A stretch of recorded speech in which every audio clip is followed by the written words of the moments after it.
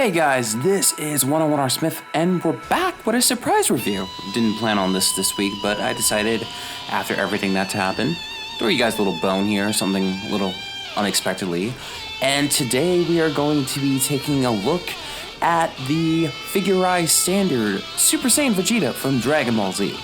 Now, obviously, according to the box art and all the detail, this is more akin to Super Vegeta more than normal Super Saiyan Vegeta, especially since he's doing the final flash, and that's associated with his epic battle against Perfect Cell, but alright, Super Saiyan Vegeta. And apparently this is a repackage too from the original Vegeta from 3 years ago.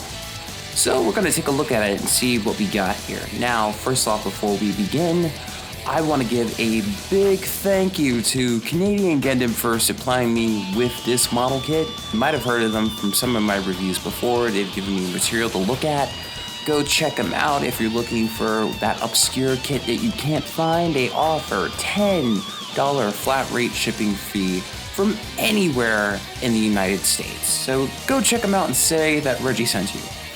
So we're going to take a look at Super Saiyan Vegeta here, and it's just, you know, being a Dragon Ball Z fan since 1998, it's just kind of crazy to see how far the franchise has become, for better or worse. Some iterations were great, some iterations were legendary, some didn't add really much to the lore, some had some good ideas but didn't pan out. You know, it's just those kind of things that you think about when you think about the history of Dragon Ball Z.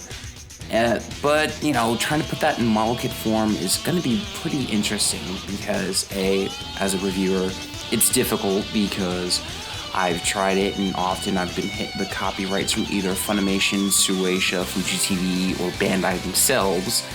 And also just, you know, a model kit of Dragon Ball Z. I'm so used to action figures, especially with the SH figure arts.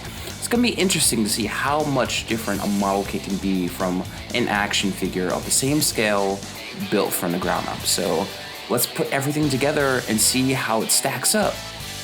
All put together, and we have Vegeta the Fourth himself, the Prince of all Saiyans. And it was actually a really simplistic build putting it all together. Fair amount of seam lines, but they do hide it pretty well. Simplistic build. This took me not even a whole hour, and that's not including cleaning up nubs. It was easy to put together, fast. If you're a person who gets tired of the monotony of Gunpla, this could be kind of like a relaxer build if you want something different, something smaller, nothing complicated at all. I will say though, there are a few weak points with the build itself. I actually lost one of Vegeta's hair spikes when putting it together. It's one of the back pieces. I was trying to kind of clean up a nub there and I lost a bit, and I can hide it a bit with the head, but also just it's noticeable if you look well enough together. Also, the neck joint. Neck joint doesn't look that pretty at all. I know it's not an action figure per se, but I would want something like this not seen, and you could try to use different angles to hide it, but it's kind of ugly, and it's very noticeable from all parts of the head outside of the fronts. Not the best looking figure, but for a Gunpla standard, it's pretty good. While it looks decent, let's take a look at the articulation to see if it matches up. As we do, we start with the head. Head is on a triple jointed ball joint and can go 360 all together. The arm has a double jointed hinge within it, the chest and the torso, and can go 360 degrees, no problem. You will get a single jointed elbow with the wrists on a ball and peg. You're going to get a bicep swivel, and with the chest, you're going to get double jointed hinges on both the stomach and the chest. Legs, you're going to get a nice perpendicular split, but maybe not so much. You have to keep it within human range. And you're going to get double jointed knees, as well as a swivel on the ankle with a point and a pivot. I would say articulation is not the greatest in the world, but if you're patient with it and you come together with it, you can get some decent posing. That's one of the best things that comes with this kit. I'd say it's below high grade in terms of posing, but you can still get all of the iconic Vegeta poses when you take your time with it and put it all together. Standing on its own, it doesn't have weak joints, but I will highly suggest that you get an action base to try to hide some of the headaches that you could get while putting this together. But also, it's Dragon Ball Z. They're throwing each other in the air and knocking each other out into rocks, for God's sake. You want to replicate that action. And getting an action base 4 will definitely help you into achieving that goal of ultimate articulation. But even though it's simplified, even compared to a high grade, it can still pose on its own. Cool aspect of a lot of these figurized standard kits are they come with swappable faces because they understand the need to emote. And oftentimes they give you more than one face. You get Vegeta's smug look, and you get a powered up or an aggressive face that you can use for a lot of his attacks. And it actually comes in handy to help you try to allure yourself into the world of Dragon Ball Z when you're trying to pose these model kits together. And they especially come in handy when you're trying to replicate their signature attacks, such as this.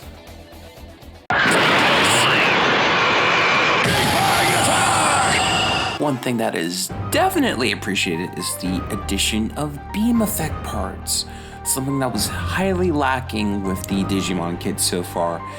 And with this Vegeta, you are included too. This is his Big Bang effect part, and you can add it to an additional part to extend it. But I like to have it more closer to the powering up stage than the full release because it just adds that kind of nice bit of electricity. And you even get some of the parts that can articulate forward. And of course, this wouldn't be Vegeta without his Final Flash attack. And again, this really emphasizes the point that this is more Super Vegeta than Super Saiyan Vegeta, but whatever, we're mincing facts at this point. You get included the final effect. Included with this, you get the Final Flash effect part, and again, it's elongated to this one base point, and you get a action base that can house both the Big Bang and Final Flash effect parts. And that was a smart inclusion by Bandai to include that. You get Vegeta on an action base, and you can combine both the action base for the effect and Vegeta.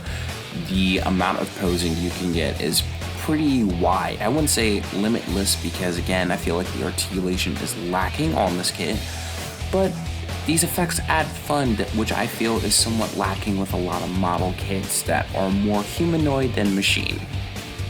At the end here, and my final thoughts on Vegeta is that I gotta say, it's a bit of an improvement over my original Goku review. And no, I'm not referencing the Master Grade. I did a review 3 years ago of the figurized Super Saiyan Goku that you can no longer see because Funimation took a copyright strike to that. But in the 3 years since I've done that review, I gotta say that Vegeta is a step up. Is this going to replace the SH Figure Arts figures? Hell no. These kits, I feel, are a peg below high grade. They lack articulation that I feel a high grade today has. Build quality, it's great. It does try to hide the seam lines, but it's not necessarily perfect. The overall detail is lacking, and you don't have panel lines to add detail. Detail needs to be there. Though, to be fair, Vegeta is wearing body armor, but still, I wouldn't say these are great, but I would say these are kits that you would want kind of to break up the monotony of a lot of the builds. It's simple, stress relieving, less than an hour. You're in, you're out. You get decent amount of posability, and just overall, it's a nice little figure. Is it perfect? No. How can Bandai improve? Maybe add some more articulation and maybe make the hair a little less transparent. I never really liked Super Saiyan hair being transparent. I like it like a flat yellow. It kind of makes it feel more fake, and also it adds a bit more brittle feeling to the kit in itself. But if you want like a nice little kit under 20 bucks and you want something that will just go by, this is a kit for you. Go check out Canadian Gundam to see if you can land yourself a copy and go at it. And hopefully it'll be a fun and thrilling experience for you, even if the build isn't too complex or satisfactory. This is 101 R Smith, and I will see you later. Peace.